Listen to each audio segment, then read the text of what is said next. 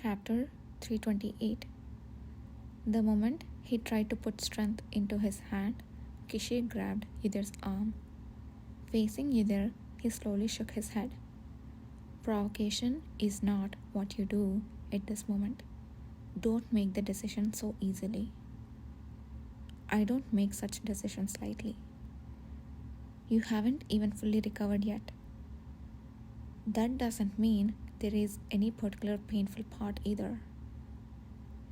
You think I wouldn't know that you had difficulty gauging distances because of your eye?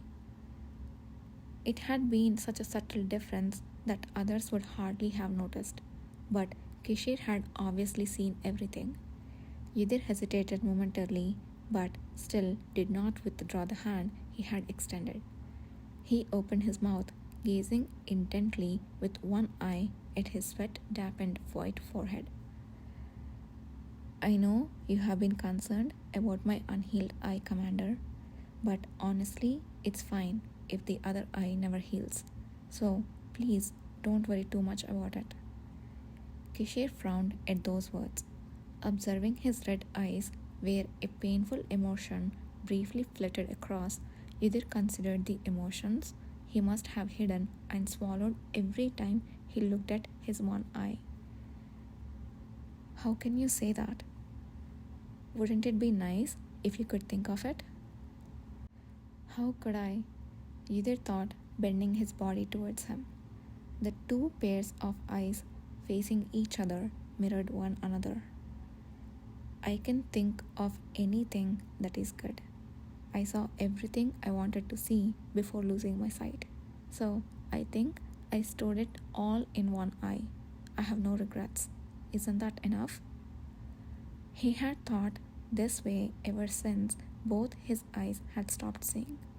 The last thing Yidhir saw before losing his sight was the giant corpse of Baphomet in Kishir's face, symbols of having escaped the tragedy of his previous life. He was glad that the last thing he saw was his face. He could vividly recall it even in darkness, so there was little regret. Especially now that he could see everything again, he had no complaints. That was still the case. Yidhir did not miss the slight tremble in Kishir's eyes as they slowly closed. When he opened them again after a long wait, his red irises were filled with emotion other than the previous pain. With a faint sigh and eyes wavering as if melting, Yidhir was stared at. Astonished for a moment at the hungry and entranced expression, Yidhir was embraced so tightly he couldn't breathe. I really can't win against you. That's cheating. He couldn't hear the next words. They were stolen by a kiss. The sofa, unable to bear the weight of two men, made a small sound as Yidhir felt the soft cushion press against his back during their intense embrace. Heat poured from the sensation of a thigh pressing against his, and unconsciously he tilted his head, letting out hot breath escape between parted lips. Kishir seemed determined not to let go either, sucking it all in. Yidhir felt a dazzling pleasure inside his head as he fumblingly moved his hand to Kishir's pants. The moment he forcefully yanked at the button trapping the front, the heat felt a degree stronger. It was the first time I ever climbed on top or took off my clothes. Seeing Kishir's face melted by desire so clearly was in truth a first for Yidhir as well. In a feeling both familiar and foreign, Yidhir's gaze was stolen by the sweat nestled between Kishir's furrowed brows. Just by looking at his furrowed eyelids and his long lowered golden eyelashes, his stomach without hunger became empty, and thirst spontaneously arose. A little more. Yidhir couldn't bear it, wanting to see just a little more. The greed that arose at being able to desire something tangible like this was unbelievably intense. What was thought to have settled flared up instantaneously, bringing heat to the body, a warmth that spread inside. When Yidhir opened his lips a little wider, giving a burning cry, a kiss, deeper and more intertwined than expected, quenched that thirst. Yidhir felt hands reach in between their rapid breaths, the touch softly exploring and lowering Yidhir's pinned clothing, soon unbuttoned and freed them, just as Yidhir had done earlier.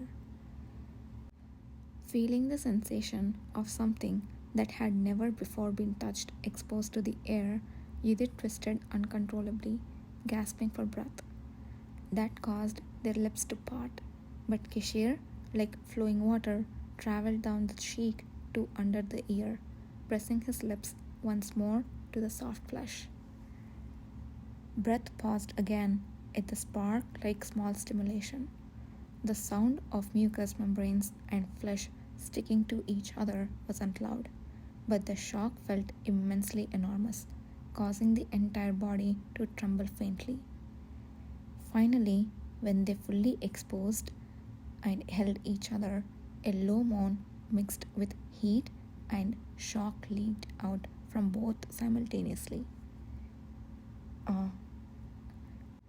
The sight of the wet, swollen red lips releasing breath in front of Yidhir was too provocative, making resistance impossible.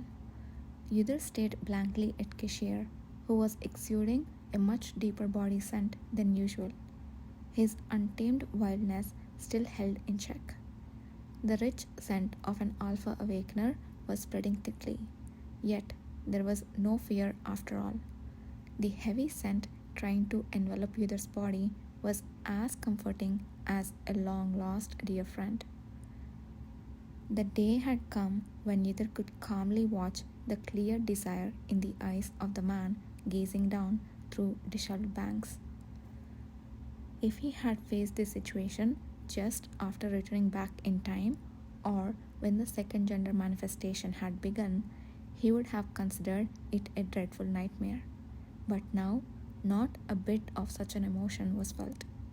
The fact that Kishir had fallen head over heels for Yidhir, unable to see anything else, breaking down his usually ironclad reason, unbelievably felt good.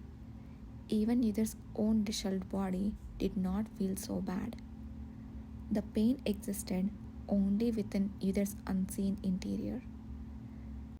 Yidhir took a deep breath, slowly feeling the two hot entities held in his hand. Kishir's fingers and Yidhir's intertwined as they held hands, releasing another suppressed sigh simultaneously. But once the movement started, it couldn't stop. The sensations and memories that had been forgotten for so long sprung to mind, restless like the water of a lake when a stone is thrown.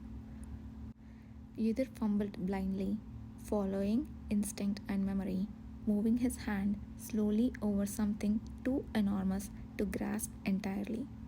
The pleasure in Yidhir's head seemed ready to explode just from the sight of his partner's face, tensing and grimacing, releasing suppressed breath each time Yidhir's touch connected. The two forces of heat collided and slid against each other within his hands, repeating the process again and again. The quicker the movement, the more the hot breath erupted repeatedly, scaling his biting lips. At some point, a liquid began to flow, unpleasantly wetting between his fingers, but he had no concern for it staining his clothes or the sofa. The sticky, resonating, and searing noise might have struck his ears, but it only added to his excitement, failing to calm down. Every time Kishir swept his large hand down, Yidhir lost himself in shocking pleasure. Unable to bear it, he would gasp and open his mouth, only to have the man who seemed to have been waiting intertwine his tongue once again. The deep and intimate kiss that reached even deeper than before made his whole body jolt once again. Despite one of the two entangled bodies not being his own, The terrible unity shook his mind to the point of disbelief. The pleasure was so excessive it seemed almost unreal. It's not even heat period. Such a thought briefly brushed his mind. Neither of them in this place were in their heat period. They were performing this act while maintaining a perfectly normal rationality. Yet, why had he not known before that it could be so desperate, so hungry? He could not understand. The past, when he thought there could be no act more irrational and disgusting than being immersed in primal sensation, was no longer remembered. As the trembling movement reached its limit, accelerating and more strength entering his hands, his head became light. Neither, wanting to see Kishir's face without missing a single detail, roughly brushed away the messy hair stuck to his forehead with the back of his other hand, staring straight into his eyes.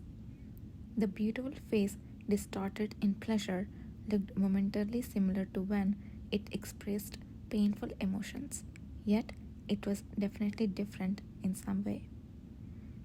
Trying to see the difference a little more closely, Kishir's hand suddenly gripped Yidder's more firmly, sweeping from the bottom to the top without mercy. Yidder's mind went blank as his body stiffened at the touch, as if it was trying to wring and swallow everything. A gasp, not fully formed into sound, escaped from Yidder, and he tilted his head back. Kishir wrapped his body, rounding his back, and closed his eyes with a clenched jaw. A few strands of golden hair stuck to his eyelids, quivering a few times, and strength filled his wrist, visible between the sleeve and bony back of his hand. Either could not take his eyes away from the obscenely explicit sight. Finally, as the inside of their palms became wet with heat, the tension in both their bodies relaxed simultaneously. Either stayed blankly, panting, as Kishir slowly opened his eyes again. The fact that only Yidder himself was reflected in those red eyes felt like something impossible. He had seen a sight never witnessed in his previous life. That fact finally hit him, and his heart pounded heavily inside his chest. Amidst a pain and turmoil, as if someone was squeezing his insides, he finally closed his eyes. An unprotected and exposed kiss, as soft as down yet heavy as a brand, settled over his throat and nape.